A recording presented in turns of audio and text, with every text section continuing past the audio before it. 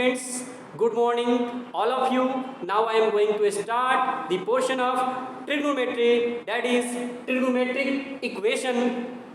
It is very interesting chapter and it is broadly used in calculus. आज आपके बीच trigonometric equation जिसका उपयोग पूरे कैलकुलस में कहीं ना कहीं किया जाता है. You know about algebraic equation. The degree of algebraic equation indicates solution of equation. आप जानते हो algebraic equation में जो डिग्री होती है, जो पावर होता है, वह सॉल्यूशन को इंडिकेट करता है कि कितने सॉल्यूशन होंगे, जितनी डिग्री उतना solution. But in this trigonometric equations number of solution may be infinite. Infinite number of solution possible होते हैं ट्रिग्नोमेट्रिक इक्वेशन में. क्या होता है ट्रिग्नोमेट्रिक इक्वेशन, आइए देखते हैं. ट्रिग्नोमेट्रिक इक्वेशन होता है the equation containing and involving trigonometric function of unknown angles, that is called trigonometric equation. आपको एक एग्जांपल लेकर के दिखाते हैं. जैसे लिखा है tan theta equal to 1. Here we see that here unknown quantity is theta, unknown angle is theta. इसी का वैल्यू हमको निकालना है और यहाँ पे फंक्शन है tan में. तो अगर कोई भी एक्सप्रेशन में ट्राइगोनोमेट्रिकल फंक्शन और नॉन एंगल का हो तो उस इक्वेशन को ट्रिग्नोमेट्रिक इक्वेशन कहेंगे. अब हम लोग एक एग्जांपल के थ्रू समझते हैं कि कैसे infinite number of solution trigonometric equation के होते हैं. चलिए देखते हैं. आपको पता है sin थीटा इक्वल टू 1/2 का सॉल्यूशन. आपको पता है कि sin थीटा इक्वल टू 1/2 किसके लिए होता है? तो sin 30 डिग्री के लिए होता है. 30 डिग्री का मतलब π/6. अब इस चीज को हम लोग ग्राफिकली सॉल्व कैसे करेंगे? सबसे पहले plot the graph of sine का ग्राफ हम लोग ड्रॉ करेंगे. साइन का ग्राफ ऐसे होता है और उसके बाद 1/2 के लिए प्लॉटिंग करेंगे. एक लाइन का प्लॉटिंग करेंगे x एक्सिस के पैरेलल में. आप देखिए यह ग्राफ जो है यहाँ पे π/6 पे इंटरसेक्ट कर रहा है, यहाँ पे 5π/6 पे इंटरसेक्ट कर रहा है, फिर यहाँ पे इंटरसेक्ट कर रहा है, फिर यहाँ पे इंटरसेक्ट कर रहा है.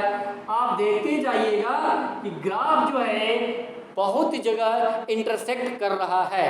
इसका मतलब हुआ कि इस इक्वेशन के sin थीटा इक्वल टू 1/2 के मैनी सॉल्यूशन है, जहाँ थीटा का जो वैल्यू होगा π/6, 5π/6, 30π/6, 17π/6 है.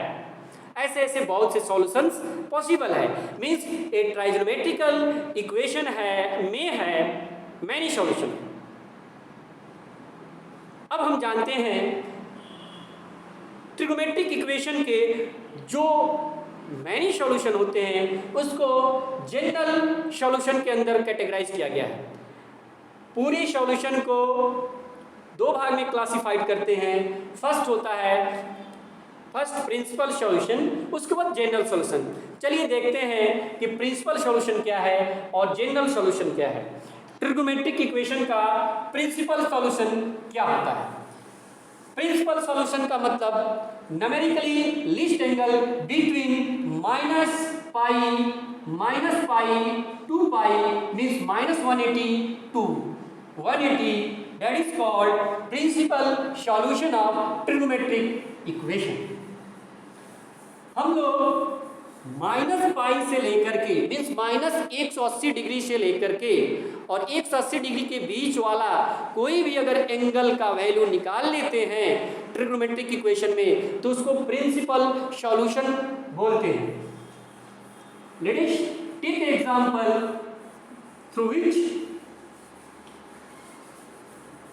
We can understand the principal solution. चलिए देखते हैं एक एग्जांपल. यहाँ पे है sin theta equal to -1/√2. First of all we shall know about quadrant system. You have already basic idea about this, that this is x dash and this is y dash. In this quadrant, all trigonometric function, all trigonometric ratio is positive, are positive. इसमें only sin positive, इसमें tan positive, इसमें cos positive, shortcut में बोल सकते हैं ASTC means all school to college. आपको बस याद रखना है कि इसमें कौन सा होता है, पॉजिटिव किसमें होगा, नेगेटिव किसमें होगा। इसमें केवल साइन पॉजिटिव होता है, इसमें tan केवल पॉजिटिव होता है, इसमें cos पॉजिटिव होता है, इसमें सभी चीज नेगेटिव होते हैं, सॉरी सभी चीज पॉजिटिव होते हैं। ऑल का मतलब इसमें सभी चीज पॉजिटिव होते हैं।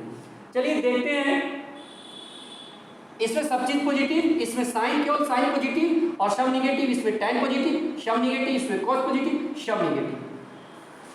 अब हम लोग इस क्वाड्रेंट के थ्रू प्रिंसिपल वैल्यू निकालना सीखेंगे। Sine theta equal to -1/2। आपको पता होना चाहिए क्वाड्रेंट सिस्टम में साइन जो है थर्ड क्वाड्रेंट में निगेटिव होता है एंड फोर्थ क्वाड्रेंट में निगेटिव होता है, और इसमें पॉजिटिव होता है, लेकिन हमको कौन सा वैल्यू लेना है, निगेटिव वाला। अब हमको चलना स्टार्ट करना होगा। यहाँ मेरा पॉइंट है, यहाँ से हम लोग चलेंगे तो यहाँ पे आने के लिए इस राउंड को लगा करके हम यहाँ पे आ सकते हैं, लेकिन ये दूरी काफ़ी लंबी होगी। हमको वो डिस्टेंस तय करना है जो सबसे कम हो, तो हम यहाँ से यहाँ पे आ सकते हैं और यहाँ से यहाँ पे आ सकते हैं। तो जो इसमें सबसे कम दूरी होगी वही मेरा प्रिंसिपल सॉल्यूशन देगा। तो सबसे कम दूरी किस क्वाड्रेंट में मिलेगी, फोर्थ क्वाड्रेंट में मिलेगी। Principal solution it can be denoted by, it may be denoted by alpha, we can denote by alpha. If alpha is principal solution, then here principal solution will be alpha equal to minus theta. इस quadrant में alpha equal to theta, इस quadrant में principal value alpha equal to pi minus theta, और इस quadrant में alpha equal to minus bracket में pi minus theta. तो आपको पता चला कि सबसे कम दूरी किस क्वाड्रेंट में मिल रही है, तो हमको फोर्थ क्वाड्रेंट में मिल रही है। और आपको ये भी पता है कौन से साइन का वैल्यू 1/√2 होता है, तो आप बोलिएगा 45 का वैल्यू 1/√2 होता है। तो इस चीज़ को हमको निगेटिव लेना है प्रिंसिपल वैल्यू, क्योंकि नज़दीक जो है ये रास्ता है, इसलिए अल्फा इक्वल टू -45 डिग्री ये मेरा प्रिंसिपल सॉल्यूशन है, means -5/4। It is principal solution of sine theta equal to -1/√2। Next हम लोग जानेंगे, अगर tan थीटा इक्वल टू अगर आ जाए, tan थीटा इक्वल टू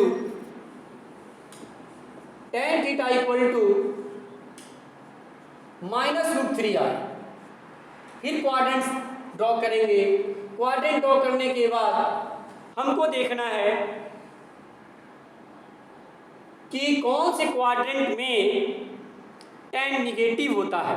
तो आपको पता है tan पॉजिटिव इसमें होता है और इसमें सब पॉजिटिव होता है, तो इसमें tan निगेटिव और इसमें tan निगेटिव। तो यहाँ पे जाने के लिए कैसे जाएंगे, यहाँ से तुरंत ऐसे आ जाएंगे और यहाँ भी यहाँ से ऐसे जाएंगे। तो सेकंड क्वाड्रेंट में जाने में ज़्यादा समय लगेगा और फोर्थ क्वाड्रेंट में जाने में कम समय लगेगा। तो लीस्ट एंगल हमको पता करना है। तो लीस्ट एंगल में पता करने के लिए जहाँ लीस्ट डिस्टेंस तय करेंगे उस क्वाड्रेंट का प्रिंसिपल एंगल ही लीस्ट एंगल कहलाता है। तो यहाँ पे क्या हुआ, कौन से थीटा के लिए √3 वैल्यू देगा, तो आपको पता है कि tan 60 डिग्री का वैल्यू √3 होता है। तो हम लिख सकते हैं थीटा इक्वल टू 60 डिग्री। लेकिन यहाँ पे फोर्थ क्वाड्रेंट में प्रिंसिपल एंगल देता है। तो हम अभी बताए थे कि इस क्वाड्रेंट के एंगल को हम लोग लिखते हैं alpha equal to minus theta, means alpha equal to minus 60 degree means minus pi by 3। ये मेरा प्रिंसिपल एंगल हुआ। चलिए आगे देखते हैं। इस तरह हम प्रिंसिपल सॉल्यूशन को पता कर सकते हैं। अब हम लोग जनरल सॉल्यूशन कैसे निकालते हैं।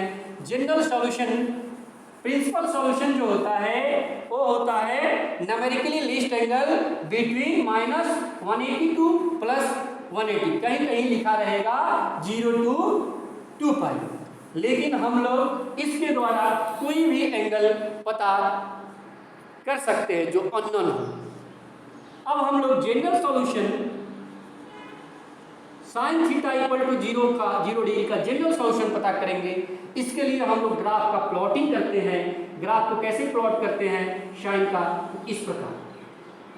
अब आपको पता है कि एक्स एक्सिस मीन्स यहाँ पे कहाँ कहाँ काटेगा, एक्स एक्सिस जहाँ जहाँ काटेगा वहाँ वहाँ जहाँ जहाँ पर एक्स एक्सिस काटेगा वो वैल्यू थीटा को इंडिकेट करेगा। तो आप देखिए यहाँ पे 0 डिग्री पर एक्स एक्सिस कट कर रहा है, यहाँ पे पाई पर एक कट कर रहा है, यहाँ पे 2 पाई पर कट कर रहा है। आप देख रहे हो कि 0 पाई 2 पाई 3 पाई डॉट डॉट डॉट, मतलब कहने का मतलब अगर थीटा को हम लोग n पाई इंडिकेट कर दे जहाँ n इंटीजर को बिलोंग करे तो हमको इसका जनरल सॉल्यूशन मिल जाएगा। जनरल सॉल्यूशन मिल जाएगा। तो जनरल सॉल्यूशन में, जनरल सॉल्यूशन तो इनफाइनाइट को इंडिकेट कर रहे हैं, लेकिन प्रिंसिपल सॉल्यूशन जो है केवल लीस्ट न्यूमेरिकली लीस्ट एंगल होते हैं बिटवीन -पाई टू +पाई। आज बस इतना ही। Thank you, have a nice day. इस तरह के नए नए अपडेट्स के लिए और नए नए चीज़ों की जानकारी के लिए आप चैनल को सब्सक्राइब और लाइक कीजिए। Thank you, have a nice day.